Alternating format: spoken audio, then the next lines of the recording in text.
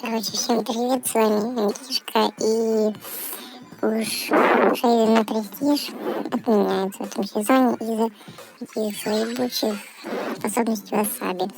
Потому что на того же Тома Райли Вольта сделали как бы недисбалансные способности, да и в целом наполовину персонажей из этого листа.